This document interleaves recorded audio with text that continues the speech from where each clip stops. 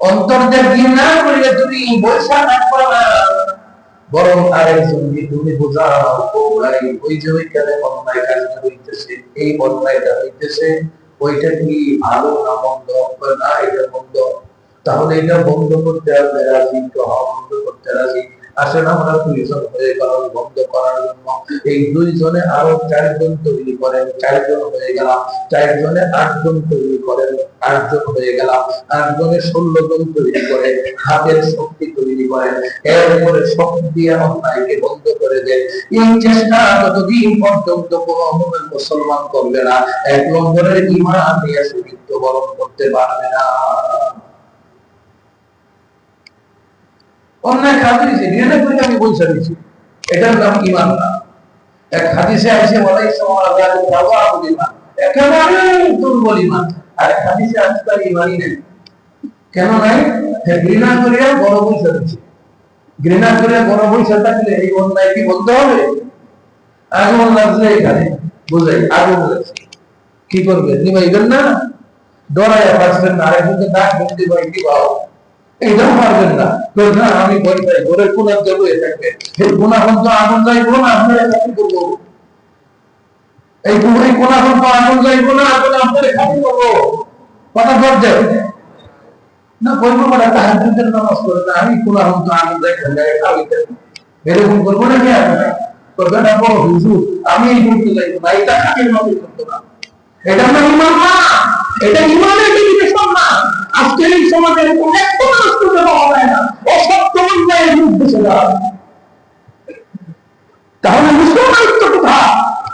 ঈমানের দাবি কোথায় আপনার? আপনি কিছুই মুসলমান, আপনার সামনে অন্যায় হাত প্রতিবাদ করতে পারেন না, আপনি তাকে প্রতিরোধ করতে পারেন না, আপনি চেষ্টাও করেন না যে অন্যায়টা দূর করার দরকার। কথা বুঝাইতে পারছি? আপনি তো মনে করছেন না হ্যাঁ হ্যাঁ বলতেছে করুক, আমি তো ভালো আছি, আপনি মোটেও ভালো না। আল্লাহ নবী উদাহরণ দেখেছে, আগুন লাগলে ওই কোনাত লাগলে আপনার বাড়ি পর্যন্ত আইব। রাসূল হাদিসে উদাহরণ দিয়েছে এইটা, যে আপনি যদি স্টিমারের মধ্যে থাকেন, লঞ্চের মধ্যে থাকেন, 3 তালা আছে না, আপনি 3 তালা আছেন, 2 তালা মানুষগুলিও বাড়া, নিচ তালার মানুষগুলিও বাড়া, দুয়ের এবং 22 এটা কি করছে যে স্টিমার ছিদ্র করে দিতেছে। রাসূল যুক্তিতে বুঝাইছে। এখন কি করতেছে, এক নদীর মাঝখানে গেছে, তাই নেমে সাইকে পানি ছাড়া কিছু দেখা যায় না, 2 জন দুষ্কৃতকারী মানুষ, তারা কি করছে, আর সব মানুষ বাবা স্টিমারে 2-3 জন গেছে, করবে একটা তক্তা খুলে দেয়। তো আশেপাশে যারা করতেছে, আপনি ছিল আপনি রয়েছেন, হ্যাঁ ছিল হ্যাঁ তক্তা ছিদ্র করলে আবার কি অর্থ? কি এটা নাকি অর্থ? এটা যে হ্যাঁ ছিল করে হ্যাঁ যদি তক্তা ছিদ্র করে দেয়, আমি উঠতে হ্যাঁ মরবো না, আমি মরবো, সবাই মরবো কিনা? তখন আমি বললাম কথা হ্যাঁ মরবো, হ্যাঁ না কোরবানি করতেছে, হ্যাঁ মরবো, আমি তো ভালো আছি। এটাই বর্তমান সমাজে চলতেছে।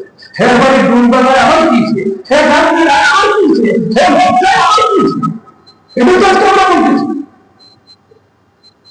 এটা বলতেছি কিনা? কথাটা বুঝছেন কিনা? 2 তালার লোকের খবর শুনতে হয়েছে, তো মহল্লের নিস্তারা হ্যাঁ ছিদ্র করতেছে, হ্যাঁ আমরা কিচ্ছু হইতো না। কথাটা কি ঠিক? লঞ্চ ডুবে সমকালী 1 তালাই ডুববো না, 2 তালা ডুববো, 3 তালা সবাই বলতেছে আমরা তাহাজ্জুদ পূজা 5 ওয়াক্ত নামাজ পড়ি, আমরা কাছে সরকারে দোকান দিই, হজ করি, যাকাত করি, এরা টাকা করে করতে আমরা কিছু করতো না। তোমার মতো হাজির ওষুধ করবো ওইগুলো হতো না, তোমার মতো মূল নামাজ করবো না।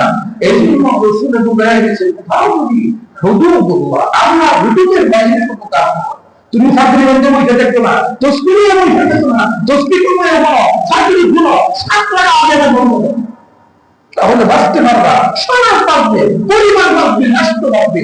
আর যদি পরিবার না বাঁচে, আজকে এই পরিবারের অসম্মান করে আপনার সেরা করতে আসার করে থাকে এবং হবে দেখা সমস্ত কলিল ভদ্র মানুষ, শরীর মানুষ কি করবে, সেরা এখন বুঝলে যখন হেগাও দেখে হাইলে হাইলে সম্পর্ক আছে, তখন থেকে আমার ছিল আগুন লাগবে, তারা আপনার বললো আগুন আসবে না, অবশ্যই আপনি আগুন। ইসলাম কি বলে, ওই আগুন বন্ধ করো, হাতে পা ধরে বন্ধ করো, হাতে পায়ে ধরে বন্ধ করো, জোর বন্ধ করো, সীমা অতিরঞ্জিত বন্ধ করো, অন্যায় অত্যাচার বন্ধ করো। এবং